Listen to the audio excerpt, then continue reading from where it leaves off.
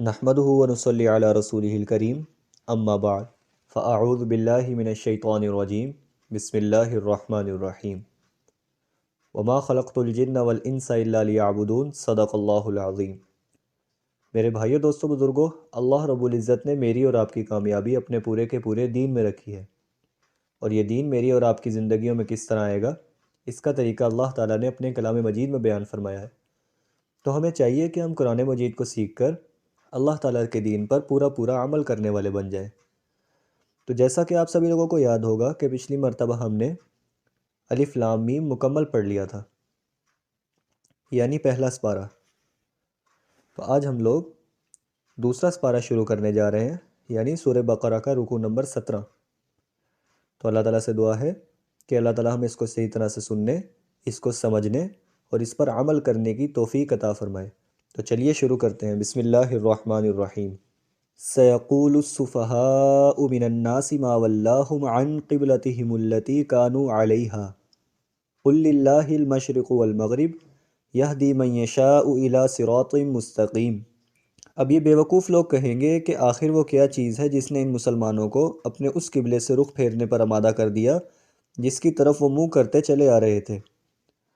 تو آپ کہہ دیجئے کہ مشرق اور مغرب سب اللہ ہی کی ہیں، وہ جس کو چاہتا ہے سیدھی راہ کی ہدایت کر دیتا ہے۔ اس کی تفسیر میں آتا ہے کہ جب خانہ کعبہ کو نماز کے لیے قبلہ مقرر کر دیا گیا اور یہودیوں کو قبلہ چھوڑ دیا گیا تو ان کو بہت زیادہ ناگواری ہوئی۔ تو اللہ تعالیٰ نے فرمایا کہ اب تو یہ بیوقوف لوگ ضرور یہی کہیں گے کہ ان مسلمانوں کو ان کے گزشتہ قبلے سے، یعنی بیت المقدس سے، جس کی طرف یہ پہلے متوجہ ہوا کرتے تھے، کس بات نے دوسری طرف بدل دیا۔ تو اللہ تعالیٰ نے فرمایا کہ آپ ان کو جواب میں یہ فرما دیجئے، تمام رخ، چاہے وہ مشرق ہو یا مغرب ہو، اللہ تعالیٰ ہی ان کے مالک ہیں۔ تو اللہ تعالیٰ کو مالکانہ اختیار ہے، جس طرف کو چاہیں مقرر فرما دیں۔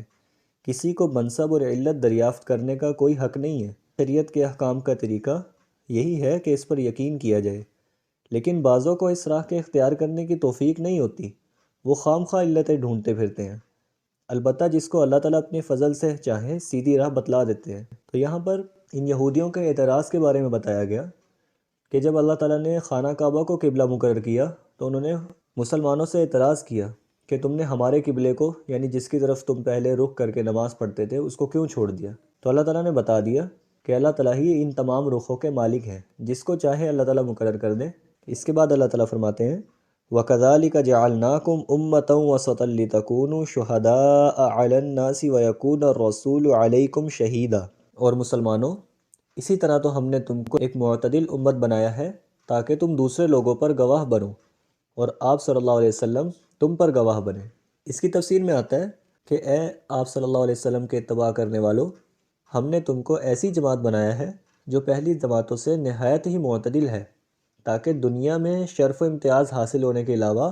آخرت میں بھی تمہارا بڑا شرف ظاہر ہو جائے۔ وہ یہ کہ تم ایک بڑے مقدمے میں، جس میں ایک فریق حضرات انبیاء علیہ السلام ہوں گے اور دوسرے فریق یعنی گروہ ان کی مخالف قومیں ہوں گی، ان مخالف لوگوں کے مقابلے میں اللہ تعالیٰ نے تم کو گواہ بنایا ہے، اور تمہارا سب سے بڑا شرف یہ ہوا کہ تمہارے قابل شہادت اور معتبر ہونے کے لیے آپ صلی اللہ علیہ وسلم گواہ ہوں گے، یعنی تم لوگ ان کی گواہی دو گے اور آپ صلی اللہ علیہ وسلم تمہاری گواہی دیں گے کہ تم لوگوں نے سچی گواہی دی، اور تم لوگ یہ گواہی دو گے کہ ان انبیاء علیہ السلام نے اپنی امتوں کو سیدھا راستہ دکھلایا تھا۔ اور جب آپ صلی اللہ علیہ وسلم تمہارے گواہ ہوں گے تو اس شہادت سے تمہاری شہادت معتبر ہونے کی تصدیق ہوگی۔ یعنی یہاں پر یہ بتلایا گیا ہے کہ امت محمدیہ کو یہ بہت بڑا شرف حاصل ہے کہ وہ پچھلے تمام انبیاء کے بارے میں گواہی دیں گے کہ انہوں نے اپنی امتوں کو سیدھی راہ کی طرف دعوت دی تھی، کیونکہ بہت سی مخالف قومیں ایسی ہوں گی جو کہیں گی کہ ہمیں تو کسی نے خبر ہی نہیں دی۔ تو یہ امت محمدیہ کو خاص شرف حاصل ہے کہ وہ لوگ انبیاء علیہ السلام کی گواہی دیں گی، اور ان کی گواہی معتبر ہونے کا سب سے بڑا ذریعہ کیا ہوگا؟ آپ صلی اللہ علیہ وسلم۔ یعنی آپ صلی اللہ علیہ وسلم ہماری گواہی دیں گے کہ اے اللہ، انہوں نے بالکل سچی گواہی دی ہے۔ تو دیکھیں یہاں سے امت محمدیہ کا باقی تمام امتوں سے افضل ہونا ہمیں معلوم ہوتا ہے۔ تو میرے بھائیوں، ہمیں اس بات پر اللہ تعالیٰ کا شکر ادا کرنا چاہیے کہ اللہ تعالیٰ نے ہمیں بن مانگے ہی اس امت میں پیدا کر دیا۔ میرے بھائیوں، یہ امت تو اتنی عظیم امت ہے کہ آئی تو سب سے آخر میں ہے، لیکن جنت میں میرے بھائیوں سب سے پہلے جائے گی، اور اس کے ساتھ ساتھ جتنے بھی انبیاء گزر چکے ہیں ان سب کی یہ خواہش تھی کہ یا اللہ یا تو یہ امت ہمیں دے دے، یا اگر ہمارے نصیب میں یہ امت نہیں ہے تو ہمیں کم از کم اس امت میں ہی پیدا فرما دے۔ اتنا بڑا شرف ہے اس امت کے لیے۔ اور ان میں سے صرف حضرت عیسیٰ علیہ السلام کی دعا قبول ہوئی کہ وہ قیامت کے نزدیک اس دنیا میں تشریف لائیں گے آپ صلی اللہ علیہ وسلم کا امتی بن کر۔ تو میرے بھائیوں، ہمیں تو اس پر شکر ادا کرنا چاہیے کہ اللہ تعالیٰ نے ہمیں بن مانگے سب سے پہلے تو آپ صلی اللہ علیہ وسلم کی امت میں پیدا فرمایا اور اس کے بعد مسلمان پیدا فرمایا۔ تو ہم اس پر اللہ تعالیٰ کا جتنا بھی شکر ادا کریں اتنا ہی کم ہے۔ اس کے بعد اللہ تعالیٰ فرماتے ہیں وَمَا جَعَلْنَا الْقِبْلَةَ الَّتِي كُنْتَ عَلَيْهَا إِلَّا لِنَعْلَمَ مَن يَتَّبِعُ الرَّسُولَ مِمَّن يَنقَلِبُ عَلَىٰ عَقِبَيْهِ وَإِن كَانَتْ لَكَبِيرَةً إِلَّا عَلَى الَّذِينَ هَدَى اللَّهُ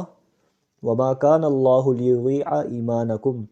إِنَّ اللَّهَ بِالنَّاسِ لَرَءُوفٌ رَحِيمٌ۔ اور جس قبلے پر تم پہلے پابند تھے اسے ہم نے کسی اور وجہ سے نہیں بلکہ صرف یہ دیکھنے کے لیے مقرر کیا تھا کہ کون رسول کا حکم مانتا ہے اور کون الٹے پاؤں پھر جاتا ہے۔ اور اس میں شک نہیں کہ یہ بات بڑی مشکل تھی، لیکن ان لوگوں کے لیے ذرا بھی مشکل نہیں ہوئی جن کو اللہ تعالیٰ نے ہدایت دے دی تھی۔ اور اللہ تعالیٰ ایسا نہیں کہ تمہارے ایمان کو ضائع کر دے، در حقیقت اللہ لوگوں پر بہت شفقت کرنے والا بڑا مہربان ہے۔ اس کی تفسیر میں آتا ہے کہ اصل میں تو شریعت محمدیہ کے لیے ہم نے خانہ کعبہ ہی کو مقرر کیا تھا، اور جس قبلہ رخ پر آپ صلی اللہ علیہ وسلم چند روز قائم رہ چکے ہیں یعنی بیت المقدس پر،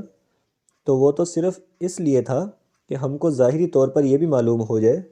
کہ اس کے مقرر ہونے سے یا اس کے بدلنے سے یہود اور غیر یہود میں سے کون آپ صلی اللہ علیہ وسلم کی اتباع کرتا ہے اور کون پیچھے ہٹ جاتا ہے اور نفرت اور مخالفت کرتا ہے۔ اس امتحان کے لیے اس عارضی قبلے کو مقرر کیا تھا، پھر اصلی قبلے سے اس کو منسوخ کر دیا گیا، اور یہ قبلے کا بدلنا منحرف لوگوں پر بڑا بوجھل تھا۔ ہاں، مگر جن لوگوں کو اللہ تعالیٰ نے سیدھے رستے کی ہدایت فرمائی تھی، جس کا بیان اوپر گزر چکا ہے کہ احکام الہیہ کو بے چوں چرا قبول کر لینا ان کو کچھ بھی مشکل نہیں ہوتا۔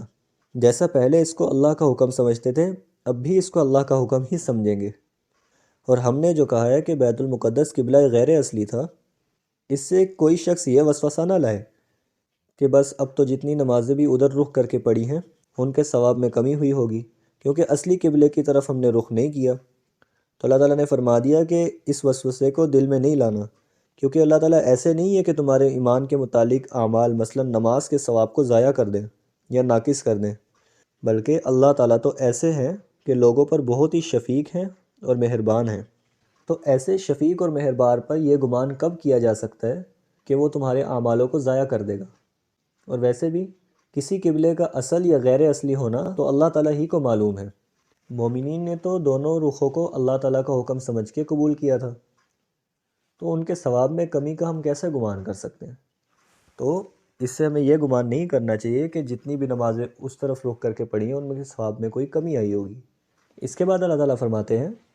قَدْ نَرَىٰ تَقَلُّبَ وَجْهِكَ فِي السَّمَاءِ فَلَنُوَلِّيَنَّكَ قِبْلَةً تَرْضَاهَا فَوَلِّ وَجْهَكَ شَطْرَ الْمَسْجِدِ الْحَرَامِ وَحَيْثُ مَا كُنْتُمْ فَوَلُّوا وُجُوهَكُمْ شَطْرَهُ وَإِنَّ الَّذِينَ أُوتُوا الْكِتَابَ لَيَعْلَمُونَ أَنَّهُ الْحَقُّ مِنْ رَبِّهِمْ وَمَا اللَّهُ بِغَافِلٍ عَمَّا يَعْمَلُونَ۔ اے پیغمبر صلی اللہ علیہ وسلم، ہم تمہارے چہرے کو بار بار آسمان کی طرف اٹھتے ہوئے دیکھ رہے ہیں، چنانچہ ہم تمہارا رخ ضرور اس قبلے کی طرف پھیر دیں گے جو تمہیں پسند ہے۔ لو، اب اپنا رخ مسجد حرام کی سمت کر لو، اور آئندہ جہاں کہیں تم ہو اپنے چہروں کا رخ نماز پڑھتے ہوئے اسی کی طرف رکھا کرو۔ اور جن لوگوں کو کتاب دی گئی ہے وہ خوب جانتے ہیں کہ یہی بات حق ہے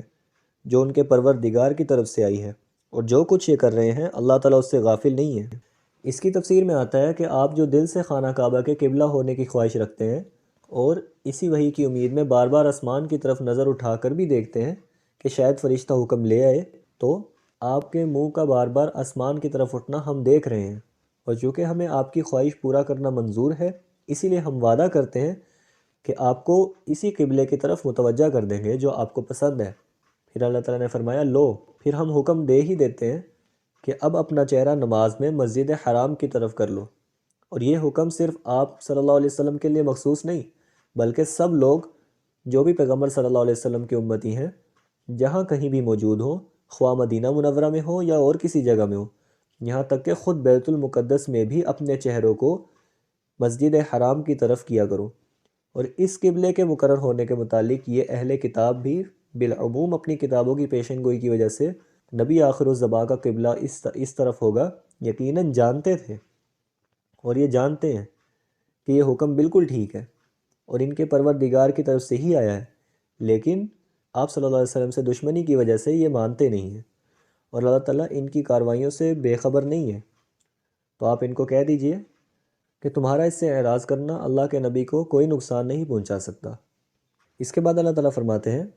وَلَئِنْ أَتَيْتَ الَّذِينَ أُوتُوا الْكِتَابَ بِكُلِّ آيَةٍ مَا تَبِعُوا قِبْلَتَكَ وَمَا أَنْتَ بِتَابِعٍ قِبْلَتَهُمْ وَمَا بَعْضُهُمْ بِتَابِعٍ قِبْلَةَ بَعْضٍ وَلَئِنِ اتَّبَعْتَ أَهْوَاءَهُمْ مِنْ بَعْدِ مَا جَاءَكَ مِنَ الْعِلْمِ إِنَّكَ إِذًا لَمِنَ الظَّالِمِينَ۔ اور جن لوگوں کو کتاب دی گئی تھی اگر تم ان کے پاس ہر قسم کی نشانیاں لے بھی آؤ تب بھی یہ تمہارے قبلے کی پیروی نہیں کریں گے، اور نہ تم ان کے قبلے پر عمل کرنے والے ہو نہ یہ ایک دوسرے کے قبلے پر عمل کرنے والے ہیں، یعنی یہود و نصارہ۔ اور جو علم تمہارے پاس آ چکا ہے اس کے بعد اگر کہیں تم نے ان کی خواہش کی پیروی کر لی تو اس صورت میں یقیناً تمہارا شمار ظالموں میں ہوگا۔ اس کی تفسیر میں آتا ہے کہ باوجود ان لوگوں کے سب کچھ سمجھنے کی یہ ان کی ضد کی حالت تھی کہ اگر آپ صلی اللہ علیہ وسلم ان اہل کتاب کے سامنے تمام دنیا بھر کی دلیلیں جمع کر کے پیش کر بھی دیتے تب بھی آپ صلی اللہ علیہ وسلم کے قبلے کو قبول نہ کرتے، اور ان کی موافقت کی امید اس لیے نہیں رکھنی چاہیے کہ آپ کا قبلہ بھی منسوخ ہونے والا نہیں ہے، اس لیے آپ صلی اللہ علیہ وسلم بھی ان کے قبلے کو قبول نہیں کر سکتے۔ بس کوئی صورت موافقت کی باقی رہی ہی نہیں ہے، اور جیسا ان اہل کتاب کو آپ صلی اللہ علیہ وسلم سے ضد ہے ان میں باہم بھی موافقت نہیں ہے، یعنی یہود و نصارہ ایک دوسرے کے قبلے کو نہیں مانتے۔ مثلا یہودیوں نے بیت المقدس کو قبلہ بنایا ہوا ہے اور نصرانیوں نے مشرق کی سمت کو قبلہ بنایا ہوا ہے، اور اللہ تعالیٰ نے آپ صلی اللہ علیہ وسلم کے لیے خانہ کعبہ کو مقرر کیا ہے۔ تو جب یہ لوگ آپس میں ہی اپنے قبلوں کو نہیں مانتے تو یہ آپ صلی اللہ علیہ وسلم کے قبلے کو کیسے مانیں گے؟ اور خدا نہ خواستہ اگر آپ صلی اللہ علیہ وسلم ان کے قبلے کو قبول کر لے تو آپ صلی اللہ علیہ وسلم نعوذ باللہ ظالموں میں شمار ہونے لگیں گے، جو کہ تارکین حکم ہے، اور آپ صلی اللہ علیہ وسلم کا ظاہر ہونا بوجہ معصوم ہونے کے محال ہے۔ اس لیے یہ بھی محال ہے کہ آپ صلی اللہ علیہ وسلم ان کے خیالات کو جن میں ان کا قبلہ بھی ہے قبول کر لیں، یہ ممکن ہی نہیں ہے، کیونکہ جب آپ صلی اللہ علیہ وسلم ظالم ہو ہی نہیں سکتے نعوذ باللہ تو آپ صلی اللہ علیہ وسلم ان کے قبلے کو قبول کر ہی نہیں سکتے۔ اس کے بعد اللہ تعالیٰ فرماتے ہیں الذین آتیناہم الکتاب یعرفونہ کما یعرفون ابناءہم وَإِنَّ فَرِيقًا مِّنْهُمْ لَيَكْتُمُونَ الْحَقَّ وَهُمْ يَعْلَمُونَ الْحَقُّ مِنْ رَبِّكَ فَلَا تَكُونَنَّ مِنَ الْمُمْتَرِينَ۔ جن لوگوں کو ہم نے کتاب دی ہے وہ اس کو اتنی اچھی طرح پہچانتے ہیں جیسے اپنے بیٹوں کو پہچانتے ہیں، اور یقین جانو کہ ان میں سے کچھ لوگوں نے حق کو جان بوجھ کر چھپا رکھا ہے، اور حق وہی ہے جو تمہارے پروردگار کی طرف سے آیا ہے، لہذا شک کرنے والوں میں سے ہرگز شامل نہ ہو جانا۔ اس کی تفسیر میں آتا ہے اس سے پہلے آیت میں اہل کتاب کا قبلہ مسلمین کو دل میں حق جاننے اور زبان سے نہ ماننے کا ذکر تھا۔ اس آیت میں انہی اہل کتاب کا صاحب قبلہ یعنی آپ صلی اللہ علیہ وسلم کو اسی طرح دل میں حق جاننے اور زبان سے نہ ماننے کا بیان ہے۔ وہ یہ کہ اللہ تعالیٰ نے فرمایا کہ جن لوگوں کو ہم نے کتاب دی ہے یعنی تورات اور انجیل دی ہے وہ لوگ آپ صلی اللہ علیہ وسلم کو تورات اور انجیل میں آئی ہوئی بشارت کی بنا پر بحیثیت رسالت ایسا ہی بے شک و شبہ پہچانتے ہیں جس طرح اپنے بیٹوں کو ان کی صورت سے پہچانتے ہیں، کہ بیٹے کی صورت دیکھ کر کبھی بھی یہ بندے کو خیال نہیں آتا کہ یہ کون ہے۔ تو اس سے معلوم ہوا کہ وہ آپ صلی اللہ علیہ وسلم کو بہت ہی اچھی طرح جانتے تھے اور ان کو پتہ تھا کہ یہ اللہ کے نبی ہیں، لیکن آپ صلی اللہ علیہ وسلم کو پہچاننے کے بعد بھی سب لوگ مسلمان نہیں ہوئے، بلکہ بعض تو ایمان لے آئے اور بعض ان میں ایسے تھے جو اس حکم کو اچھی طرح جاننے کے باوجود کہ آپ صلی اللہ علیہ وسلم اللہ کے نبی ہیں پھر بھی اس کو چھپاتے تھے اپنے دوسرے ساتھیوں سے۔ اور جب یہ حکم یعنی قبلے کا بدلنا اللہ تعالیٰ کی طرف سے ثابت ہو چکا اور ان لوگوں کو پتہ تھا کہ آپ صلی اللہ علیہ وسلم کا قبلہ وہی ہوگا، تو پھر اس طور پر کہا جا سکتا ہے کہ اللہ تعالیٰ کی طرف سے اس حکم کے ثابت ہونے کی وجہ سے ہرگز کوئی شخص کسی شبہ میں نہ پڑے کہ ہمارا قبلہ کون سا ہے، کیونکہ وہ لوگ بھی یہ بات جانتے تھے کہ ہمارا قبلہ مسلمانوں کا قبلہ خانہ کعبہ ہی ہوگا، لیکن بس وہ اپنی دشمنی کی وجہ سے نہیں مانتے تھے۔ بس میرے بھائیو آج ہم نے سورۃ البقرہ کے رکوع نمبر 17 کی تفسیر بھی مکمل کر لی ہے، اور الحمدللہ آج ہمارا دوسرا سپارہ یعنی سیقول شروع ہو چکا ہے۔ اللہ تعالیٰ سے دعا ہے کہ اللہ تعالیٰ ہمیں اس کو صحیح طرح سے سننے، اس کو سمجھنے اور اس پر عمل کرنے کی توفیق عطا فرمائے۔ وآخر دعوانا ان الحمد للہ رب العالمین۔